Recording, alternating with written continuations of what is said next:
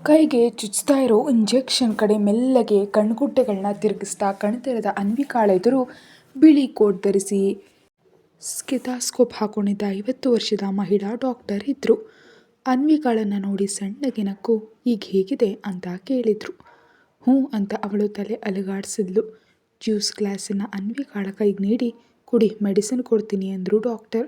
ಬೇಡ ಅಂದ್ಲು ಅನ್ವಿಕಾ. ಡಾಕ್ಟರ್ ಏನು ಹೇಳ್ತಾರೋ ಅದನ್ನು ಮಾಡಬೇಕು, ಇಲ್ಲ ಅನ್ನಬಾರ್ದು ಅಂತ ಸ್ವಲ್ಪ ಗಂಭೀರವಾಗಿ ಹೇಳಿದ ಕಾರಣ ಘಟಘಟನೆ ಕುಡಿದ್ಲು. ಅವಳನ್ನ ನೋಡಿ ಯಾಕಷ್ಟೊಂದು ಭಯಪಟ್ಟೆ, ಏನಾದರೂ ನೋಡಿ ಹೆದರ್ಕೊಂಡ್ಯಾ ಅಂತ ಕೇಳಿದ್ರು ಡಾಕ್ಟರ್. ಅನ್ವಿಕಾ ಏನೂ ಮಾತಾಡಲಿಲ್ಲ. ಅರ್ಜುನ್ ತನ್ನನ್ನು ಕತ್ಲೆ ಕೋಣೆಯಲ್ಲಿ ಹಾಕಿದ ನೆನಪಾಗಿ ಸುತ್ತಲೂ ನೋಡಿದ್ಲು. ಅದು ಅವಳು ವಾಸವಿದ್ದ ಮನೆಯ ಲೈಟ್ಸ್ ಉರಿತಿದ್ವು. ಡಾಕ್ಟರ್ ಜೊತೆಗೆ ಕೆಲಸದವಳು ಒಬ್ಬಳಿದ್ಲು. ಸರಿ, ಜಾಸ್ತಿ ಸ್ಟ್ರೆಸ್ ತಗೋಬೇಡ, ತಲೆ ಸುತ್ತು ಬಂದರೆ ಈ ಮೆಡಿಸಿನ್ ಹಾಕುವಂಥ ಒಂದು ಶೀಟ್ ನೀಡಿ ಮನೆಯಲ್ಲಿದ್ದಾರಾ ಅಂತ ಕೆಲಸದವಳನ್ನು ಕೇಳಿದ್ರು. ಇದ್ದಾರೆ ಮೇಡಮ್ ಅಂದ್ಲು ಆಕೆ. ಸರಿ, ನಾನು ಹೊರಡ್ತೀನಿ, ಆದರೆ ಹುಡುಗಿಯನ್ನು ಜಾಗರೂಕತೆಯಿಂದ ನೋಡ್ಕೋ ಅಂತ ಹೇಳಿ ಡಾಕ್ಟರ್ ಹೋದರು. ನನಗೇನಾಯಿತು ಅಂತ ಅನ್ವಿಕಾ ಕೇಳಿದ್ಲು. ನಿಮಗಾಗಿ ಊಟ ತರೋ ಅಷ್ಟರಲ್ಲಿ ನೀವು ಪ್ರಜ್ಞೆ ತಪ್ಪಿ ಬಿದ್ದಿದ್ರಿ. ತಕ್ಷಣ ಸೆಕ್ಯೂರಿಟಿ ಗಾರ್ಡ್ಗೆ ಹೇಳಿದೆ, ಅವನು ಹೋಗಿ ಸರ್ಗೆ ಹೇಳ್ದ. ಅವರೇ ಬಂದು ನಿಮ್ಮನ್ನು ಇಲ್ಲಿ ಕರ್ಕೊಂಡು ಬಂದು ಡಾಕ್ಟರ್ಗೆ ಫೋನ್ ಮಾಡಿ ಕರೆಸಿದ್ರು ಅಂತ ಕೆಲಸದವಳು ಹೇಳಿದ್ಲು. ಅರ್ಜುನ್ ತನ್ನನ್ನು ಎತ್ಕೊಂಡು ಬಂದಿದ್ದಾನಂತ ತಿಳಿದು ಕೋಪಗೊಂಡ ಅನ್ವಿಕಾ ವಾಶ್ರೂಮ್ಗೆ ಹೋಗಿ ಶವರ್ ಆನ್ ಮಾಡಿ ಅದರ ಕೆಳಗೆ ನಿಂತಳು. ಸೋಪಿನಿಂದ ತನ್ನ ಮೈಯನ್ನು ಉಜ್ಜಿ ಉಜ್ಜಿ ತೊಳೆದು ಯಾರ ಮೇಲೂ ತೋರಿಸಲಾಗದ ಕೋಪ ಮತ್ತು ನೋವನ್ನು ಹೀಗೆ ತೀರಿಸ್ಕೊಂಡ್ಳು. ಹೇಗಿದ್ದಾಳೆ ಅಂತ ಅರ್ಜುನ್ ಕೆಲಸದ ಫೈಲ್ ಪಕ್ಕಕ್ಕೆ ಇಟ್ಟು ಬಂದ ಡಾಕ್ಟರ್ ಬಳಿ ಕೇಳ್ದ. ಅವಳು ಯಾವುದೋ ವಿಷಯದಲ್ಲಿ ತುಂಬ ಭಯಪಟ್ಟಿದ್ದಾಳೆ ಮಿಸ್ಟರ್ ಅರ್ಜುನ್. ಅದೇ ಅವಳು ಮೂರ್ಛೆ ಹೋಗುವಂತೆ ಮಾಡಿದೆ. ಇಂಜೆಕ್ಷನ್ ನೀಡಿದ್ದೀನಿ, ಸ್ವಲ್ಪ ಹೊತ್ತಿನಲ್ಲಿ ಸರಿಯಾಗ್ತಾಳೆ ಅಂತ 2 ನಿಮಿಷ ಮಾತಾಡಿ ಹೋದರು.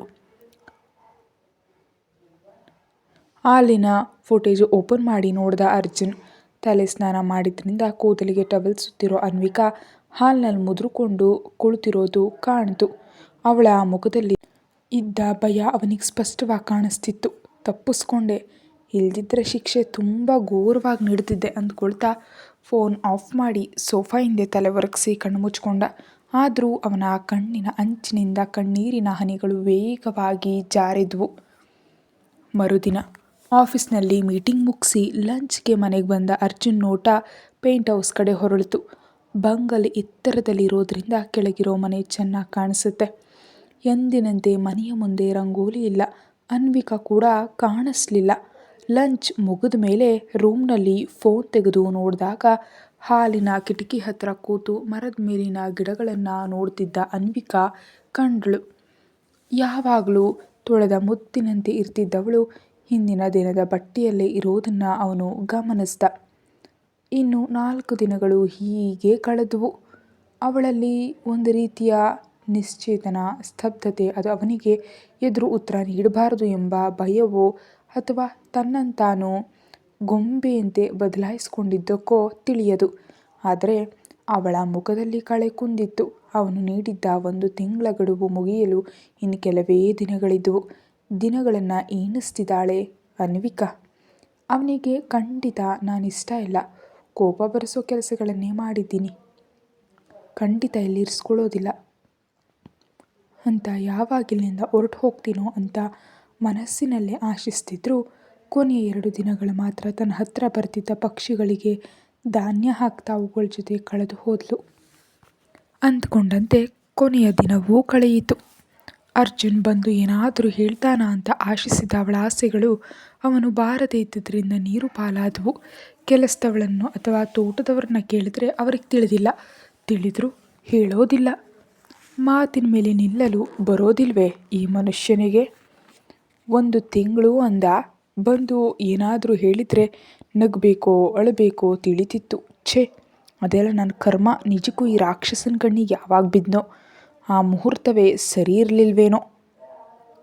ಯಾರನ್ನು ಕೇಳೋಣ ಅಂದ್ಕೊಂಡ್ರೂ ಉತ್ತರ ಹೇಳಲ್ಲ ಅಂತ ಗೊಣಕ್ಕೊಂಡ್ಳು.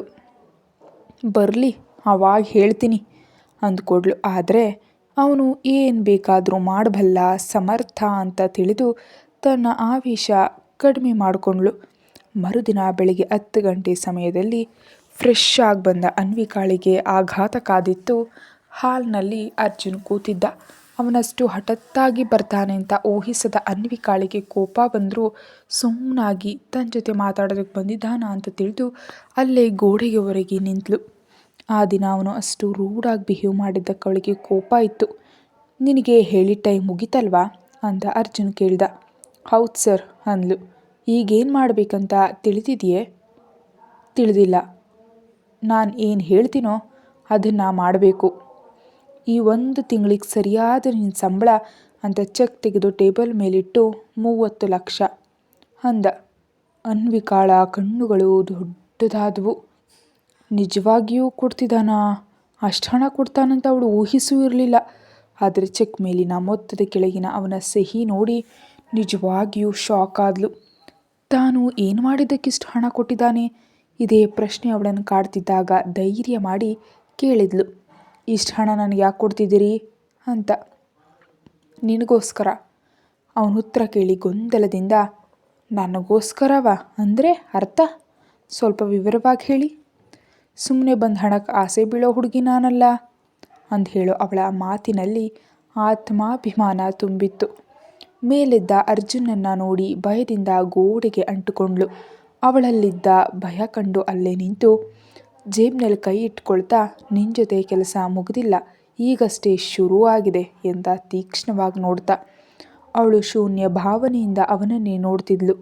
ನನ್ನ ಜೊತೆ ಬಂದರೆ ಎಲ್ಲವೂ ಅರ್ಥ ಆಗುತ್ತೆ, ಕಮಾನ್ ಅಂತ ಅವನು ಮುಂದೆ ತಿರುಗಿದ. ಕಾರಣ ಸರಿಯಾಗಿ ಹೇಳಿದರೆ ಮಾತ್ರ ಬರ್ತೀನಿ, ಇಲ್ದಿದ್ರೆ ಅಂತ ಹೇಳ್ತಿದ್ದ. ಅವಳ ಮಾತನ್ನು ಅರ್ಧಕ್ಕೆ ನಿಲ್ಲಿಸಿ ಚುರುಕಾಗಿ ಹಿಂದಿರುಗಿ ನೋಡ್ದ. ಅರ್ಜುನ್ನ ನೋಟಕ್ಕೆ ಅವಳು ಸುಮ್ಮನಾದ್ಲು. ಯಾವುದನ್ನಾದರೂ ಒಂದು ಸಲ ಹೇಳೋದೇ ನನ್ನ ಅಭ್ಯಾಸ, 2ನೇ ಬಾರಿ ಹೇಳೋದಿಲ್ಲ, ಮಾಡಿ ತೋರಿಸ್ತೀನಿ. ಅವನ ಧ್ವನಿಯ ಗಾಂಭೀರ್ಯಕ್ಕೆ ಹೆದರಿ, ಎಲ್ಲಿಗೆ ಬರಬೇಕು ಅಂದ್ಲು. ನನ್ನ ಬಂಗ್ಲೆಗೆ ಅಂತ ಹೊರಟ. ನಿನ್ನೆವರೆಗೆ ಈ ಮನೆ ಅಶೋಕವನದಂತ ಅನಿಸಿ ಸ್ವಲ್ಪ ಉಸಿರಾಡ್ತಿದ್ಲು. ಈಗ ಲಂಕೆ ಅಂತ ಆ ಬಂಗಲೆಗೆ ಹೋಗೋದು ಅಂದರೆ ತನ್ನ ಜೀವನ ಯಾವ ತಿರುವು ಪಡೆಯುತ್ತೆ ಅಂತ ಆಲೋಚಿಸ್ತಾ ಅವನ ಹಿಂದೆ ಹೆಜ್ಜೆ ಹಾಕಿದ್ಲು ಅನ್ವಿಕಾ. ಬಂಗಲೆಯ ಎಂಟ್ರೆನ್ಸ್ನಲ್ಲಿ ಸ್ಕ್ಯಾನರ್ ಇಬ್ಬರನ್ನು ಸ್ಕ್ಯಾನ್ ಮಾಡಿದ ನಂತರ ಒಳಗೆ ಹೋಗೋದಕ್ಕೆ ಅವಕಾಶ ನೀಡಿ ಆಟೋಮೆಟಿಕ್ ಡೋರ್ ಓಪನ್ ಮಾಡಿತು. ಅದನ್ನು ನೋಡಿ ಅನ್ವಿಕಾ ಬಾಯಿ ತೆರೆದ್ಲು.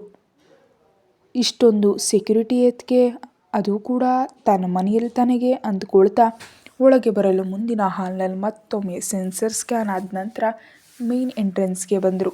ಅಷ್ಟರಲ್ಲಿ ಅನ್ವಿಕಾಳಿಗೆ ತಲೆ ಸುತ್ತು ಬಂದಿತ್ತು.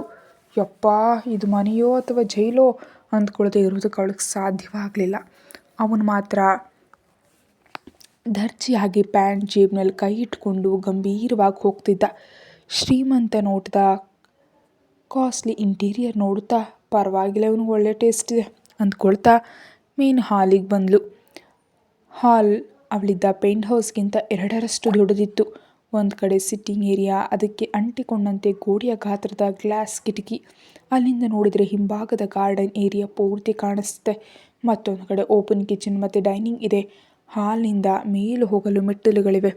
ಡೂಪ್ಲೆಕ್ಸ್ ಮನೆಯ ಫಸ್ಟ್ ಫ್ಲೋರ್ ಇಷ್ಟೇ, ಉಳಿದ ಮನೆಯೆಲ್ಲ ಮೇಲೆಯೇ ಇದ್ದಂತಿದೆ. ಹಿಂದಕ್ಕೆ ತಿರುಗಿ ಅನ್ವಿಕಾಳನ್ನು ನೋಡಿ, ಅಲ್ಲಿ ನಿನ್ನ ರೂಮ್ ಅಂದ.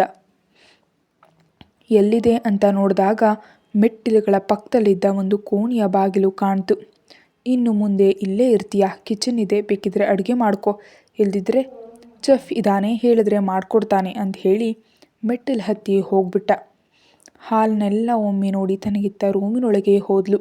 ಪೇಂಟ್ ಹೌಸ್ಗೂ ಈ ಮನೆಗೂ ತುಂಬ ವ್ಯತ್ಯಾಸ ಇದೆ. ಇಲ್ಲಿ ಪೀಠೋಪಕರಣಗಳು ಮತ್ತು ಸೆಕ್ಯೂರಿಟಿ ಡಬಲ್ ಇದೆ. ಆದರೆ ಅವಳಿಗೆ ಅಲ್ಲೇ ಇಷ್ಟ ಆಗಿತ್ತು. ಕನಿಷ್ಠ 4 ರೂಮ್ಗಳಾದರೂ ಇದ್ವು. ಆದರೆ ಇಲ್ಲಿ ಒಂದೇ ರೂಮ್ನಲ್ಲಿ ಕಟ್ಟಿ ಹಾಕಿದಂತೆ ಅನ್ನಿಸ್ತು. ಹಿಂದೆಯೇ ಬಂದ ಕೆಲಸದವನು ಅನ್ವಿಕಾಳ ಲಗೇಜ್ ತಂದು ಬಾಗಿಲು ಬಳಿ ಇಟ್ಟು ಹೋದ. ಬ್ಯಾಗ್ ಓಪನ್ ಕೂಡ ಮಾಡದೆ ಪಕ್ಕದಲ್ಲಿಟ್ಲು. ಅವಳಿಗೆ ಇಲ್ಲಿ ಇರೋದು ಇಷ್ಟ ಇರಲಿಲ್ಲ. ಯಾವಾಗ ಹೋಗಬೇಕು ಆಗ ಹೊರಡೋಕೆ ರೆಡಿಯಾಗಿರಲಿ ಅಂತ ಬಟ್ಟೆಗಳನ್ನ ಜೋಡಿಸಲಿಲ್ಲ. ರೂಮಿನ ಹಿಂಭಾಗದ ಬಾಗಿಲು ತೆರೆದಾಗ ಹಸಿರು ಪ್ರಕೃತಿ,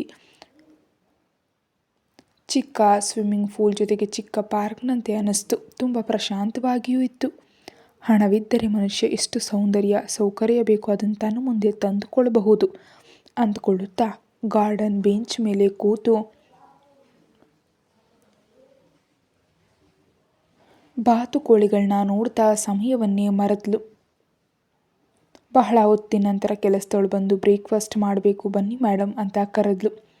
ಮೇಡಮ್ ಯಾರು ಅಂತ ಎದ್ದು ನಿಂತಳು. ನೀವೇ ಮೇಡಮ್ ಅಂದ್ಲು ಆಕೆ. ಮತ್ತೆ ನಿನ್ನೆವರೆಗೂ ನಿನ್ನಂತೆಯೇ ನಡೆಸ್ಕೊಂಡಿಯಲ್ಲ, ಇಂದು ಸಡನ್ನಾಗಿ ಮೇಡಮ್ ಅಂತಿದೆಯಾ ಯಾಕೆ ಅಂದ್ಲು ಅನ್ವಿಕಾ.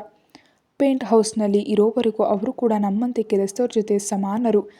ಯಾವಾಗ ಬಂಗಲೆಗೆ ಬರ್ತಾರೋ ಅವರ ಗೌರವ ಹೆಚ್ಚಾಗತ್ತೆ ಅಂತ ನಮ್ಮ ಹಿರಿಯರು ಹೇಳಿದ್ದಾರೆ ಮೇಡಮ್ ಅಂದ್ಲು ಕೆಲಸದವಳು. ಹಿರಿಯರು? ಅವ್ರು ಯಾರು?